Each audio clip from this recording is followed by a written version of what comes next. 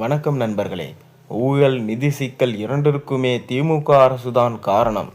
பகிரங்கமாக சட்டசபையில் ஆளுநர் சொன்ன விஷயம்.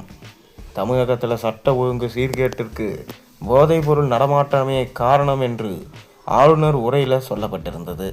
மேலும் போதைப்பொருள் நடமாட்டத்தை தடுக்க முந்தைய அரசு எந்த ஒரு நடவடிக்கையும் எடுக்கலை என்றும் அதுவே இந்த நிலைமைக்கு மோசமாக காரணம் என சொல்லப்படுது. தமிழ்நாடு சட்டசபை 17வது கூட்டத்தொடரின் முதல் அமர்வு இன்று தொடங்கிச்சு. ஆளுநர் உரையோடு இந்த கூட்டத்தொடர் தொடங்குச்சு.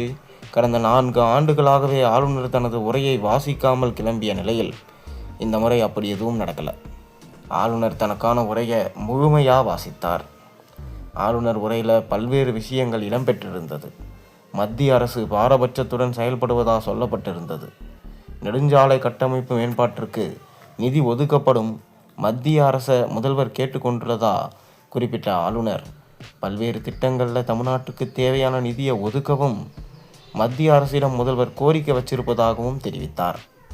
மேலும் நிதி பகிர்வில் தமிழக அரசுக்கு அநீதி இயக்கப்படுவதும் தெரிவிக்கப்பட்டிருந்தது. மேலும் தமிழ்நாட்டின் நிதி நிலைமை மோசமாக இருப்பதா சொன்ன ஆளுநர், நிதிநிலை கடந்த 5 ஆண்டுகளில் மிக மோசமான நிலைக்கு போயிருப்பதாகவும், கடன் அளவு 2 மடங்கு அதிகரிச்சிருக்கு, கிட்டத்தட்ட 13 லட்சம் கோடி அதிகரித்ததுக்கு திமுக தான் காரணம், அதே நேரம் மக்கள் நலத்திட்டங்கள் தொடரும் என ஆளுநர் சொல்லியிருந்தார்.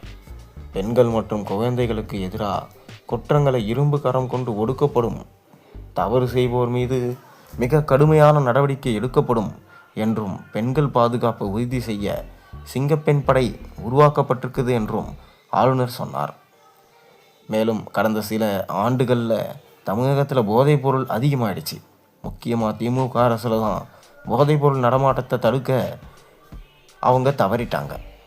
தமிழகத்தில் சட்ட ஒழுங்கு சீர்கேட்டிற்கு போதைப்பொருள் முக்கிய காரணமாக இருக்குது.